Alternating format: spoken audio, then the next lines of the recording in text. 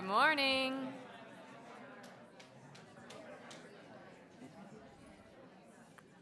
$50 for Bausch's notes. I'll put them on eBay. I think I probably have a couple of things to tell you. In case you weren't here an hour ago, you missed out. Lost and Found from now on will be right next to Alan Wire. Are you lost or found? Fantastic. Translation workshop meets for the second day today at noon at the inn, immediately following lunch, 1:45. If you would like to have a ride to Moneagle to buy anything you may need, 1:45 departing from the front door of the inn. And I wanted to remind everybody that we will have a conference reception this afternoon immediately following Randall Keenan's 4:15 reading. It'll just be in the backyard here, so easy commute. Now please welcome Naomi Iizuka.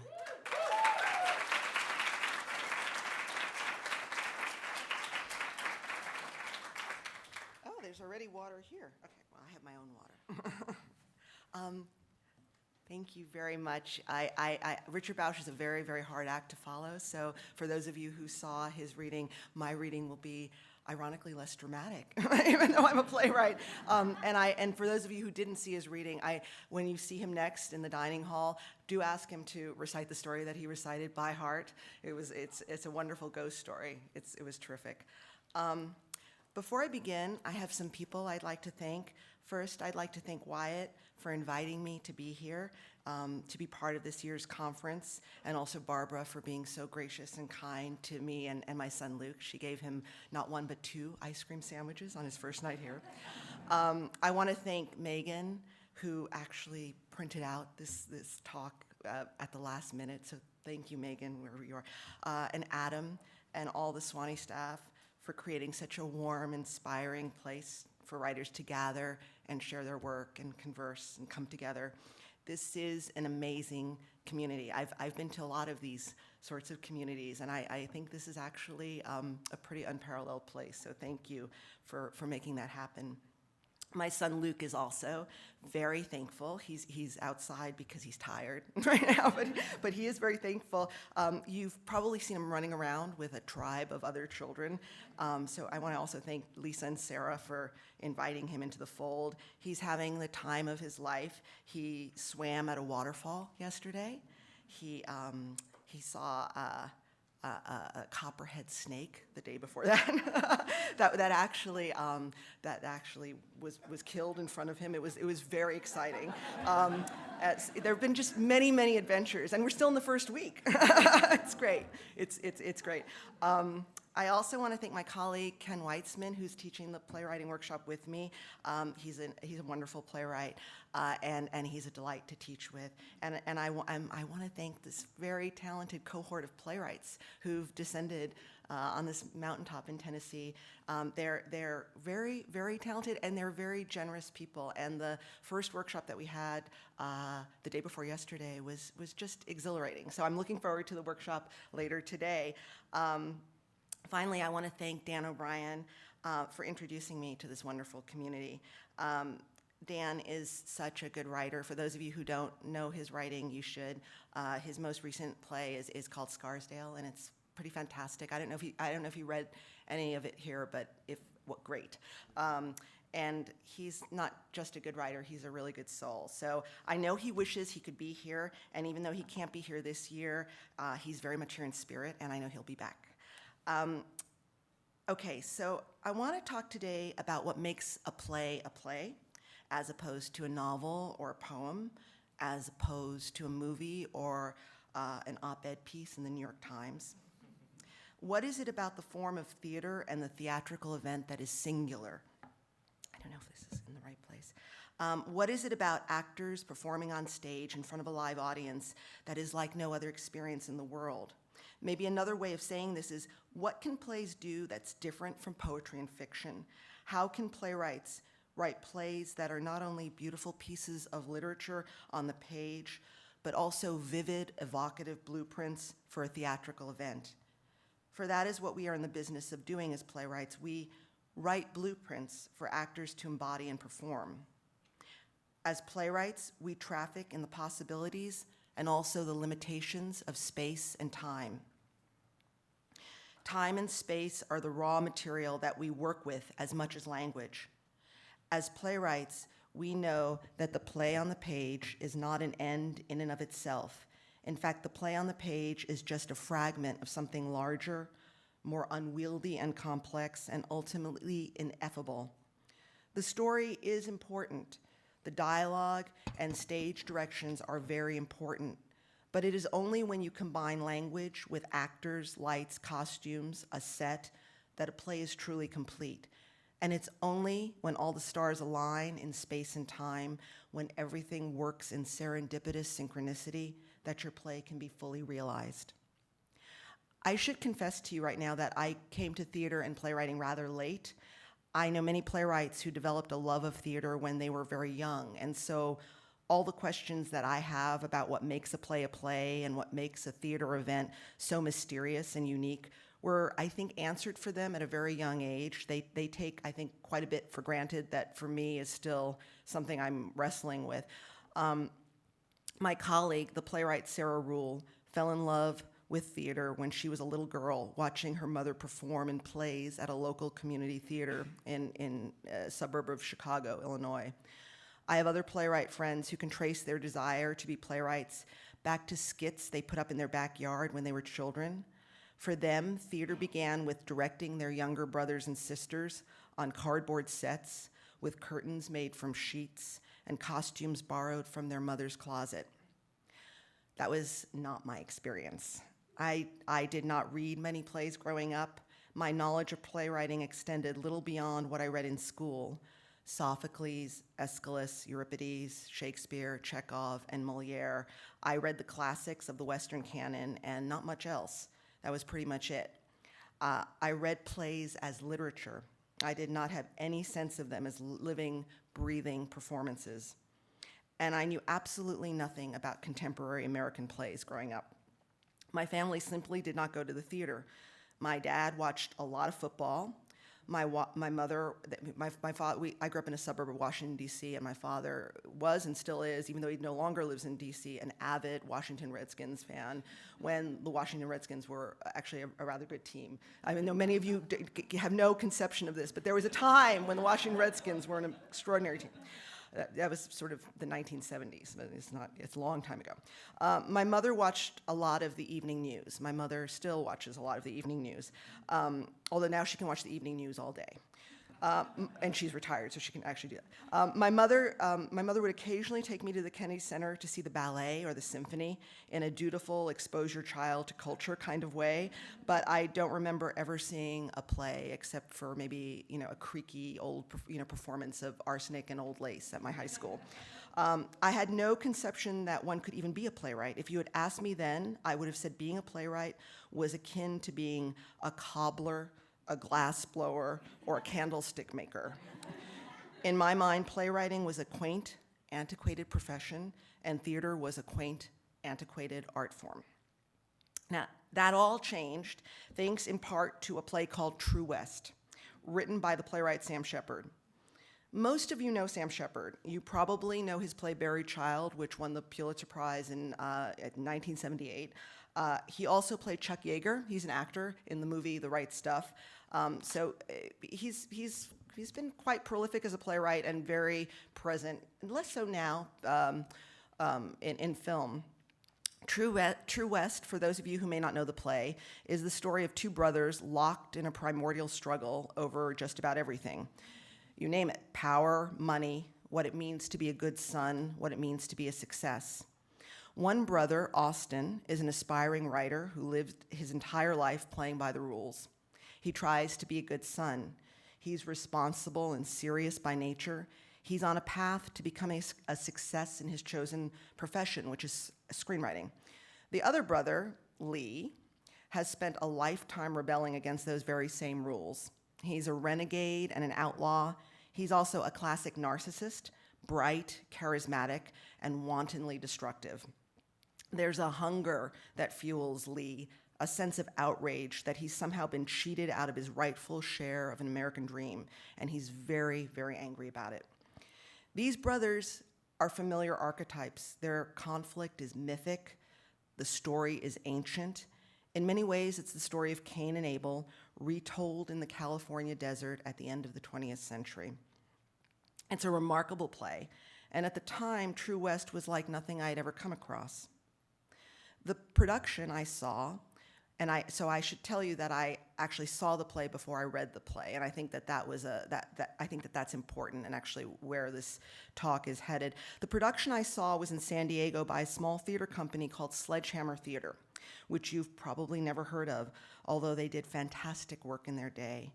The theater was an old theater space, was an old abandoned church in downtown San Diego, in a part of town better known for its tattoo parlors and its dive bars.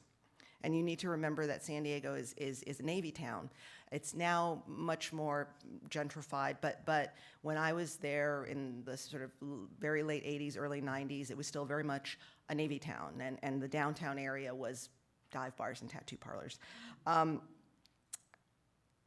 People said the theater was haunted. There were holes in the roof and a cracked stained glass window far upstage. The seats were rickety and the lighting grid was very old.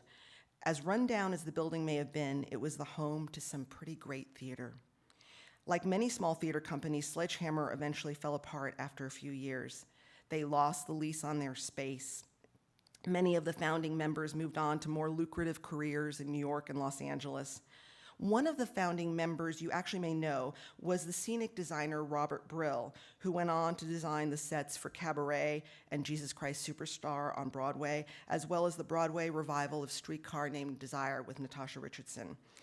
When I saw True West in the early 1990s, Sledgehammer Theater was in its heyday, doing some of the most exciting, provocative, and also experimental theater that I'd ever seen.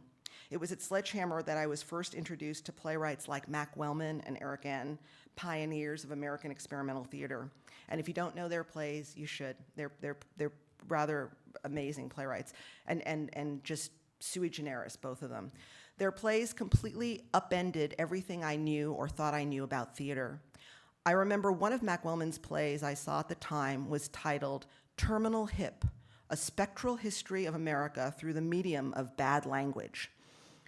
The play was a verbal collage and meditation on the difficulties of communication. It featured lines like, and I quote, "Strange the why, all bent up and dented, blew the who to tragic 8-ball trumpet, earwax, and so forth.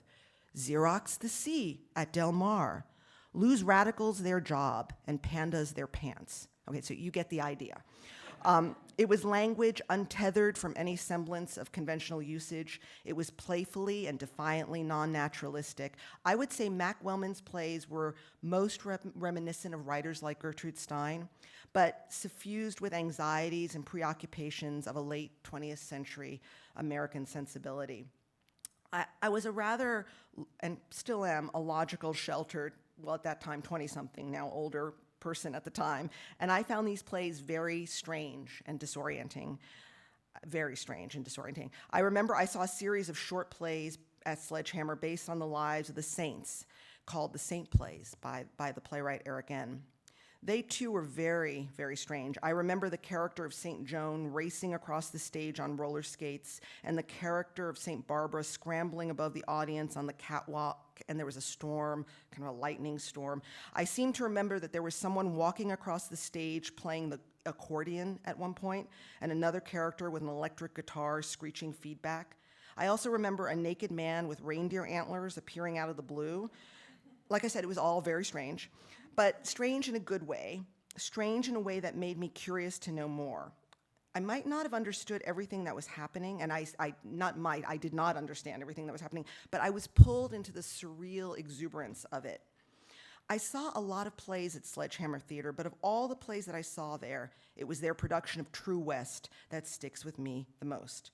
The two main actors were young, fierce, and explosive in their energy, in the signature style of acting favored by the theater company and by many other small theater companies like them. And in fact, if you are not familiar with True West, I think actually this is available online. There's a video of John Malkovich and Gary Sinise in True West playing the two brothers. It's not the whole play, but Steppenwolf had a kind of very, very celebrated production of the play earlier than this one.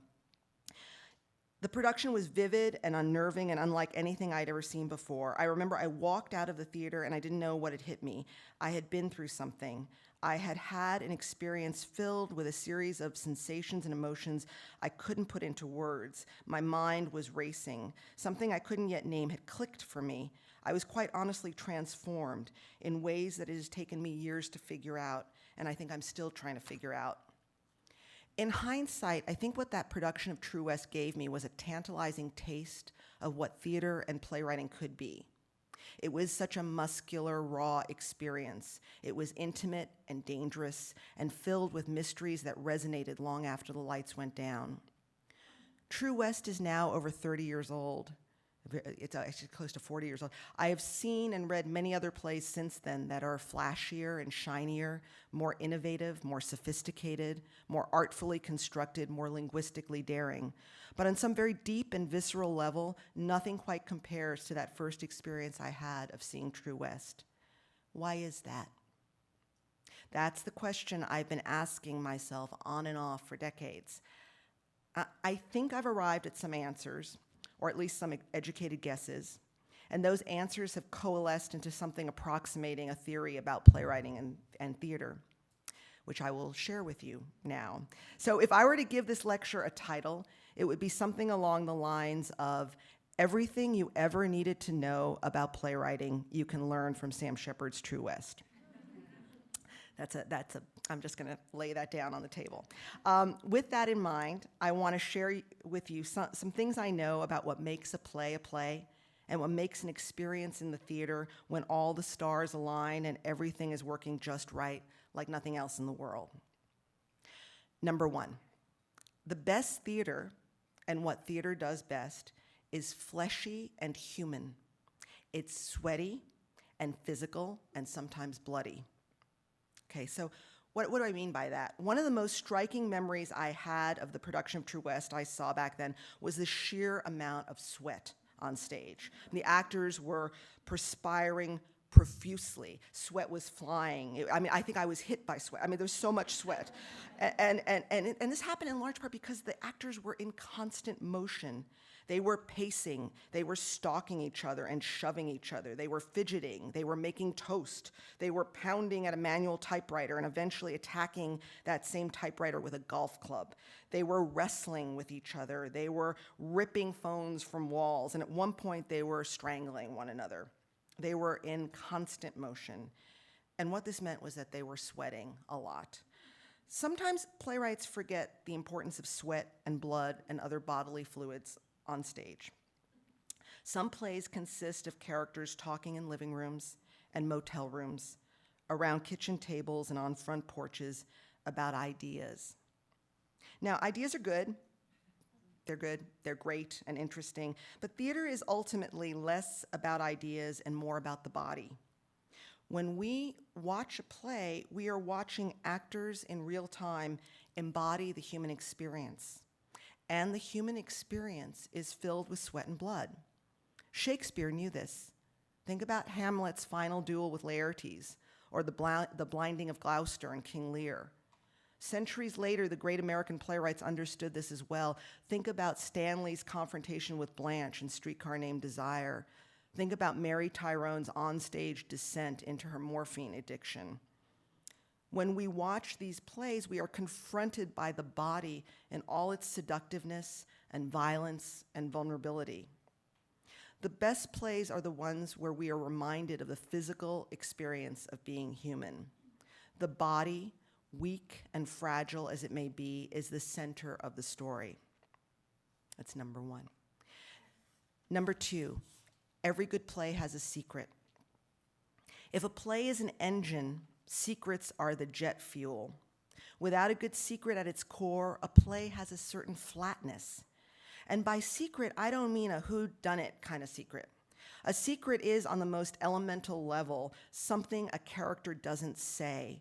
It's the thing just beneath the surface that makes the story thrum and vibrate with life.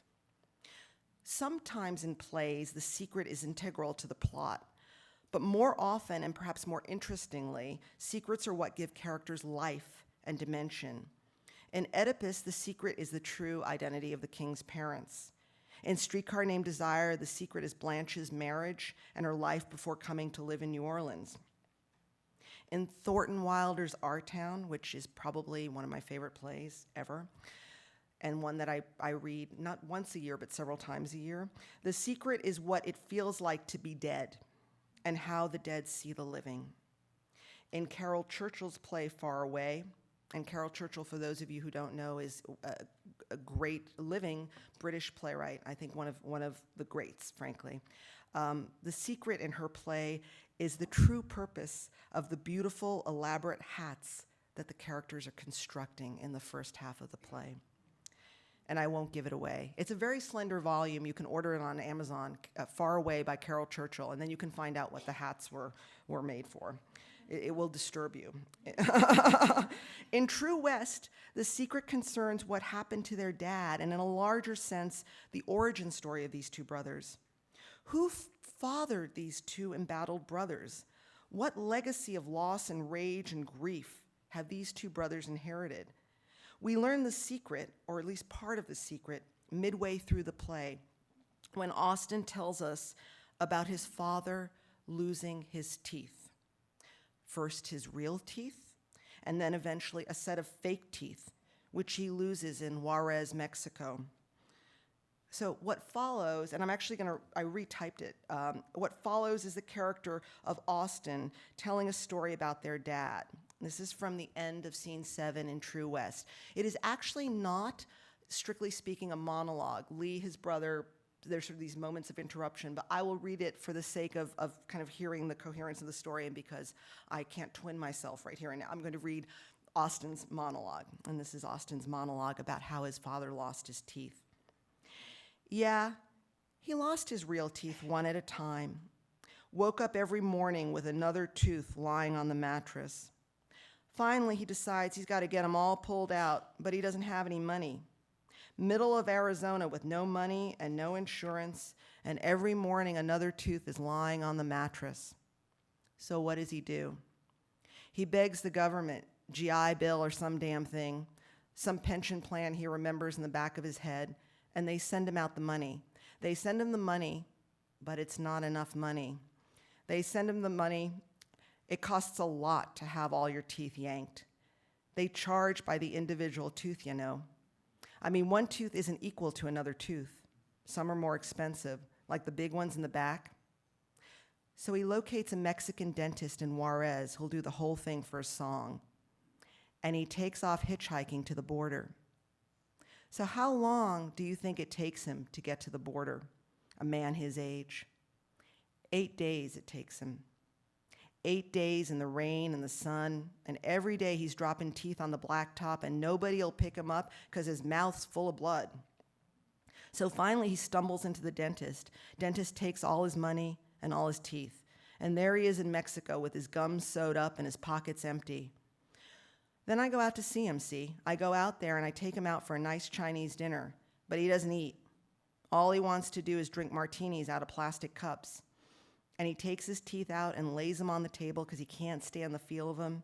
And we ask the waitress for one of those doggy bags to take the chop suey home in. So he drops his teeth in the doggy bag along with the chop suey. And then we go out to hit all the bars up and down the highway. Says he wants to introduce me to all his buddies.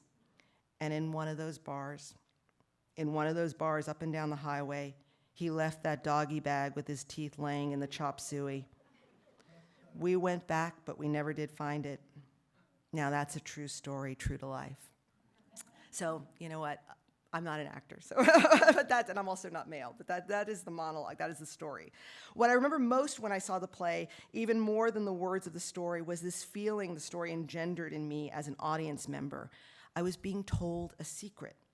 I was being served up a family secret, and in the process, I was being told a truth about the human condition in a way that shook me up and filled me with a kind of wonder, a vertiginous hyper-awareness of everything around me. In retrospect, it was one of those moments where you say to yourself, I get it. I see now who this character is, but in a deeper sense, I see something about the human condition that I might have known intellectually, but now in this moment understand viscerally. Somehow, Sam Shepard has managed to capture the secret of life with a handful of artifacts: a martini in a plastic cup, a set of false teeth, a doggy bag of chop suey from a Chinese restaurant in Juarez. Which brings me to the next thing I know about plays. Number 3, every good play has a lot of props.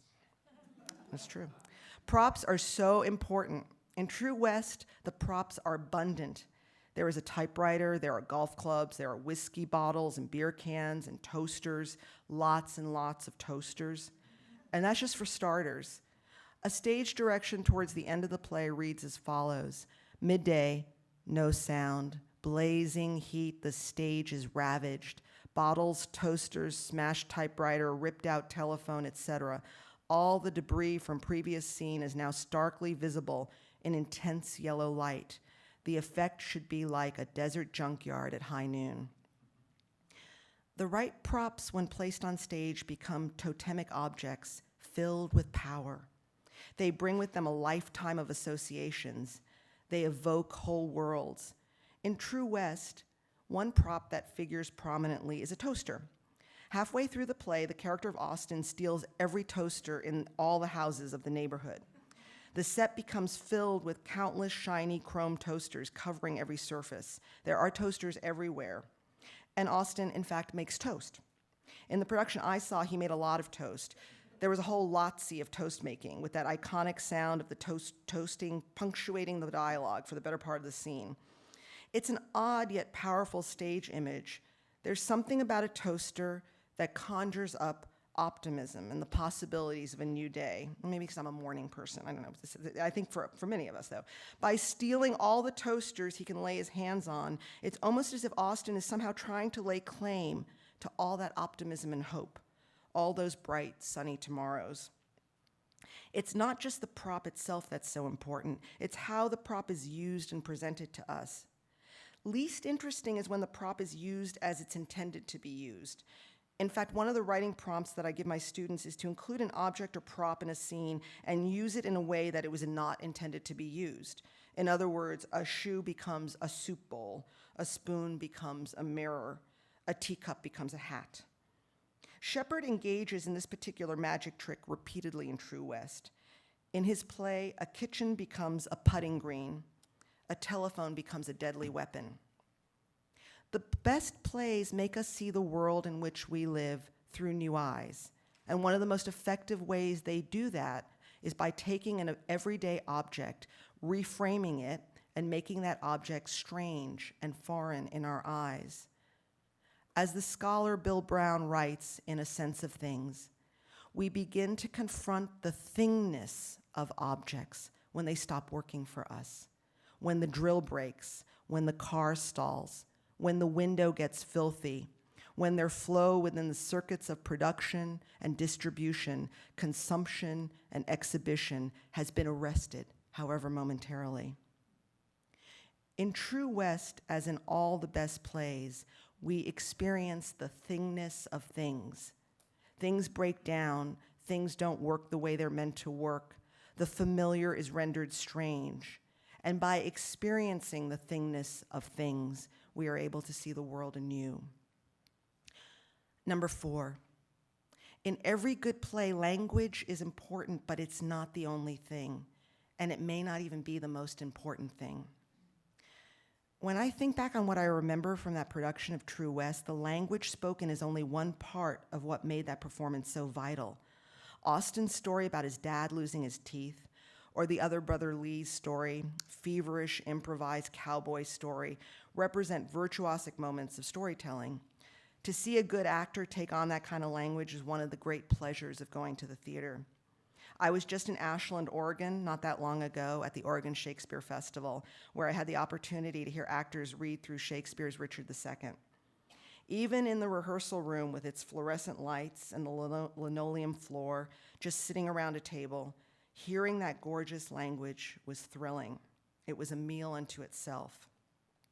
But just as important, and maybe even more important than the language the characters speak, are the images or stage pictures that playwrights create. For me, when I think of that production of True West, I think about Lee smashing a typewriter to smithereens with a golf club. I think about the sudden, shocking appearance of their mother standing backlit in the doorway in the final moments of the play. I think about the last image of the play where the two brothers square off in a final death match and how the lights go down on that final tableau with violence all but a certainty. I think about the omnipresent sound of crickets and coyotes like a spectral chorus off stage. As playwrights, we are tasked to create these moments in the theater where many layers of meaning are coexisting simultaneously, and where that meaning is not generated by language alone, but rather by the choreography of bodies in space, the frame or context that we built around those bodies, and the materiality of that frame. As playwrights, we are writing with bodies, with light, and with sound. The sentences that we compose with bodies and light and sound have their own grammar and syntax, but you can't find the rules written down anywhere. You have to figure them out as you go. You learn by seeing a lot of plays. You learn by sitting in tech. You learn by observing great directors and designers' work. And you learn by making mistakes.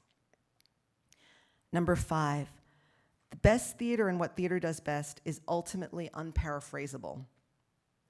The best theater, the most transcendent moments in theater, are very hard to explain. You can't sum them up. I could tell you the story of True West. I did, actually. I could give you a synopsis of the plot, but that wouldn't convey what it is to see the play performed live. In the best plays, there's an alchemy that happens when you put together actors and audience. Playwrights spend lifetimes figuring out how to make that alchemy happen. This is what I know about that alchemy and making that special magic happen. Number 1, the present is everything in theater. Playwrights need to be alert to every facet of the present moment and be nimble enough to respond to all the possibilities of the present moment in the stories they tell and the characters they put on stage. Another way of saying that is this. I think as playwrights, we are storytellers, and we may have great ideas for stories, but those ideas for stories take a back seat to the immediacy of the now, the immediacy of the theatrical event. Sometimes we forget that, and you will know if the playwright has forgotten that because you will be sitting in the darkness of the theater as an audience member, and you will be looking at your watch. Because as interesting as the story may be, as fascinating and shocking even as the backstory of a character may be, it does not compare to what is happening in the moment. Number 2, actors are the key. They make everything come alive for this alchemy to happen. They sit at the center of that alchemical process. They are the conduits and the magicians. A smart playwright listens carefully to actors. The last point about this kind of alchemy, a close attention to detail is necessary to pull off this chemical reaction. The light cue needs to be just right, as does the timing of the exit. The shade of paint on the walls and the count on the sound cue matter. The 3 words that you cut from the line at the end of Act 1 make all the difference in the world. Number 6, the best plays embrace the human condition in all its awkwardness. True West is chock full of moments where characters are not at their best. It's a little bit of what Richard was saying when he was talking about the comments in Goodreads, which is, it's hilarious. Would you want to have dinner or brunch with I'm not even going to say it because I'm a theater person, the king and queen from the Scottish play. He was very daring for saying that. I was sitting there and I said, oh, he's at the Scottish play and he's on a stage. I can't even, superstitious, very superstitious. True West is the opposite of refined. It's loud and rude and obstreperous. Characters speak at the wrong times and they say the wrong things. They wear funny costumes. They make a mess. They sweat and steal and fight and tell stories. They fail spectacularly. There is some singing also and a tiny bit of dancing. There's a lot of violence. Like all good plays, True West is unapologetic and unafraid to embody the human condition, even when it's awkward and strange, especially when it's awkward and strange. I want to read to you a quote from an interview with the playwright Anne Washburn about just this very point. And Anne Washburn is another extraordinary playwright. If you don't know her, you should. She just actually won the Alpert Award. If you don't know her, you will be knowing more of her. I often feel, this is Anne Washburn in an interview, I often feel like I'm the bastard child of the most old-fashioned theater ever, and maybe the weirdest. I love just the fact of people on stage in costumes like children, pretending to be other people. I love all the things high art finds embarrassing about theater, the lurid story-making, the grandstanding, and even just the super earnest desire to be looked at, to be seen, to please, which is part of the awkward heart of playmaking. But I also really love the possibility the stage has to capture the most tangential parts of our sensory and emotional world, and to expose the strangeness of being alive, the perishability of the bargain we've made with the world to stay sane. Number 7, the best plays are violent. The violence might be physical, it might be psychic or emotional. In True West, the violence is physical and psychic and emotional. The sibling rivalry is a battle to the death. The best plays are violent because violence is an indicator of high stakes, and the best plays have the highest stakes. They are life and death. They concern themselves with the biggest appetites and desires. Will I survive? Will I prevail against my enemy? Who is my enemy? Will I find love? Will I weather the loss? Will I get out of here alive? These are questions that playwrights have been asking from Sophocles onwards, through Shakespeare and the Jacobeans, through Chekhov and Ibsen, through Williams and Odets and O'Neill. Number 8, the best plays are strangely shaped because life is strangely shaped. While there are hints and nods to an Aristotelian structure, True West is not a well-made play in that sense. It starts with an interruption and ends in the middle of a fight. There is a nominal arc, there is a reversal, but really the story doesn't operate like a well-made play at all. There are tangents and dead ends. There are red herrings. There's a compulsive circling around the same sibling rivalry dynamic, with each scene replaying and refracting the conflict between the two brothers. The arrival of the mother feels almost like the arrival of Apollo at the end of Orestes. It's out of the blue. It's deus ex machina. It doesn't make rational sense in the way that a now early 21st century mind might make sense of things. All this to say, True West has a strange, at times unwieldy structure, and in my opinion, that's a very good thing. The playwright and historian Chuck Mee writes, and I quote, "I like plays that are not too neat, too finished, too presentable. My plays are broken, jagged, filled with sharp edges, filled with things that take sudden turns, careen into each other, smash up, veer off in sickening turns. That feels good to me. Feels like my life. Feels like the world." Chuck Mee is also, if you don't know his writing, a wonderful playwright. All his plays, almost all his plays, actually are online for free because he believes in distributing his intellectual, I guess he does not believe in intellectual property per se. It's a little more complicated if you want to do a production of one of his plays, but if you want to read his plays, they are all accessible online.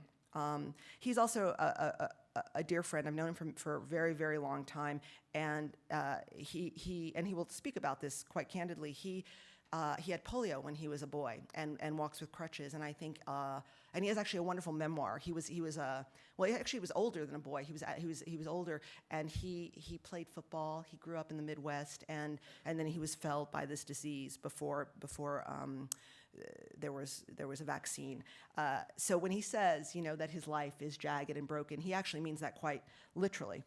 In an interview in the online journal HowlRound, which is wonderful, HowlRound is a wonderful online journal, Chuck Mee amplifies on this idea, and this is Chuck Mee talking. Things just happen in life sometimes. When we talk about it, we think we can understand cause and effect, cause, effect, cause, effect. And we think we can impose that logic on life or reconstitute a description of life that is rational and can be explained in that way. But sometimes Mount Vesuvius erupts, and that's just what happens. The best plays understand that human lives do not move in a neat, linear fashion. And if plays are meant to reflect the human condition, plays cannot be structured in a neat, linear fashion. Life is, as Chuck Mee writes, filled with sharp edges and sudden turns. The best plays reflect that in their form. The best plays are informed by an awareness of catastrophe, of how life can suddenly end without warning. Death and the consequences of death run through so many of our greatest plays, from Iphigenia's death in Aulus to the death of Hamlet's father in the garden. In True West, the absent father is a kind of ghost. It is the father's absence, in fact, that lays the groundwork for the sense of loss that fuels Lee and Austin's hunger and pain. Abandoned by their father, and actually to some degree their mother, the two sons struggle to make their way in a world that is haunted and incomplete. So much of theater is preoccupied by death. In kabuki theater, the actors stomp on the floorboards to summon the ghosts of the dead. In classical French theater, they knock 3 times before beginning, also to wake the dead. In theater, the dead are always in the room. We summon them. We acknowledge them. We listen to what they have to say. We embody them and relive their stories.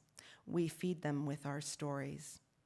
And with that, I want to leave you with a final quote. It's an excerpt from a book of essays by Sarah Ruhl, whom I mentioned to you a little bit earlier. The book is called 100 Essays I Don't Have Time to Write, on umbrellas and sword fights, parades and dogs, fire alarms, children, and theater.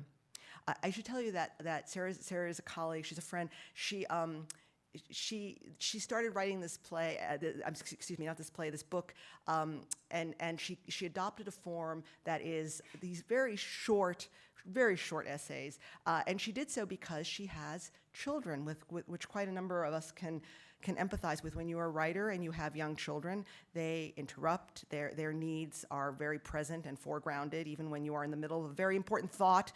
Your child may, have spilled something or need something. So, at any rate, this is an essay that Sarah wrote, and I will end this talk with this essay, because I realized as I got to the end of what I wrote, I thought, I'm ending with death. That's kind of a downer. So, but actually in theater it's not, because it's only the beginning, and now you'll hear what Sarah writes about death in theater. So this is essay number 73, Theater as a Preparation for Death. When a beloved person dies, a whole world dies with that person, a world of relation, of not knowing how the beloved will respond. What is left is memory, knowing how the beloved did respond. The self must be remade without the relation to the beloved. The world itself must be remade. And so with the theater, every night when a curtain comes down, a world dies. The world of present relation dies, and one mourns the end by applauding.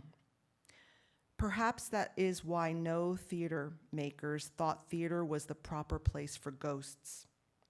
The basic structure of no drama is this: a person meets a ghost, dances with a ghost, recognizes the ghost leaves. The end.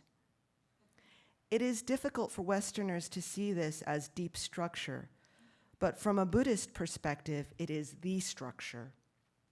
To recognize impermanence, to see the self as an illusion, to grapple with leave-taking, This is one of the structural alternatives to the crucifixion, to the wound at the center, to the scapegoat. Have you ever seen a Tibetan monk make a butter sculpture? The monks sculpt flowers and temples with colored butter, intricate and lovely, knowing they will melt, knowing that eventually they will feed the sculpture to the monkeys.